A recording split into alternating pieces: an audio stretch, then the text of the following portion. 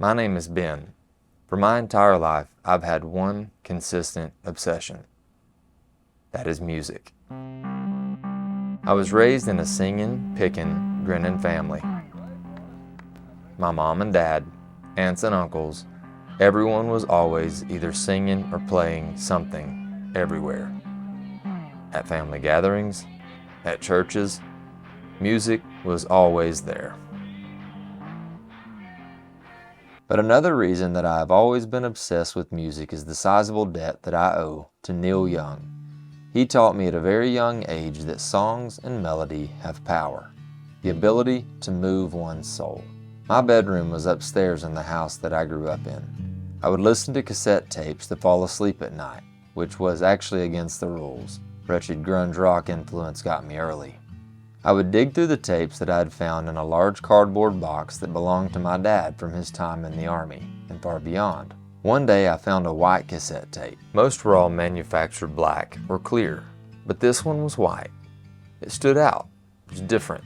I would listen to this cassette tape over and over and over. Play one side through, flip the tape, play the other side through. I did this until I fell asleep. The tape was Neil Young's Harvest album, and I was hooked. I would later find more of his records, Decade, Harvest Moon, etc., etc. Now, I grew up in a rural small town in the Appalachian Mountains of North Georgia. Neil Young is not what you would hear through your average radio speakers in your average home, and not especially through the speakers of your average 10-year-old in that setting. But I could not turn it off, not after what I had heard. My parents would often ask, "How do you know that song?" as I would drift through the house singing Cinnamon Girl or Man Needs a Maid. Neil's many songs and records became the soundtrack to much of my childhood and into my adult life. I should also give my dad and my Uncle Joe a lot of credit, for they helped introduce me to more and more of Neil's stuff through the years. It was really cool to have that connection with them. After I joined the Army, my dad had bought me a guitar in hopes that I would learn to play. When I was stationed in Fort Bragg, North Carolina, after every paycheck, I would allow myself $100 to go and spend on music and films at the local Best Buy. One day, I happened to pick up Neil Young and Crazy Horse, Rust Never Sleeps, live from 1979 on DVD.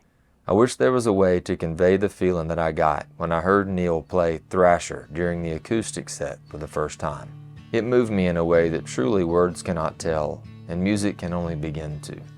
I made up my mind in that moment that I must learn to play and write songs. Incidentally, the first song that I ever learned to play was Heart of Gold.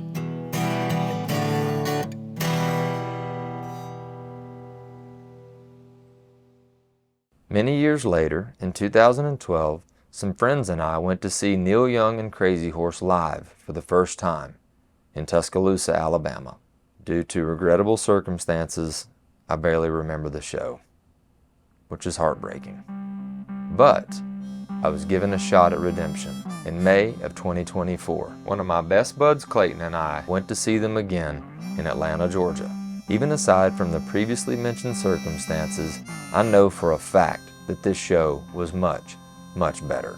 The set list alone would prove that.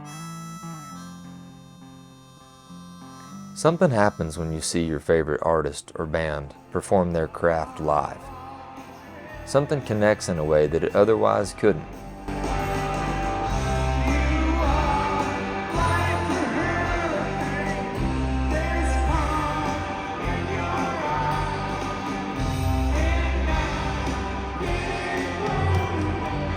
As I stood there, taking it all in, I reminisced over all those years that Neil's music being the backdrop to so many periods of my life. So many formative years. It pulled me through so many heartaches, through smiles and good times. To reiterate, Neil Young is one of the most important people in my life, to me ever picking up a guitar for the first time, to me ever writing my first song. I owe him a great debt. Neil and I probably have our differences when it comes to religion or politics. In fact, I'm sure we have very different worldviews. But that's what music can do. It can bridge those gaps. It can connect us in ways that nothing else could. We can put aside those differences. We can hope the best for one another. As I watched him and the band walk off stage that night, something happened to me. A chapter closed. A book had ended. As neither of us are getting any younger, I figure I will probably never see him again.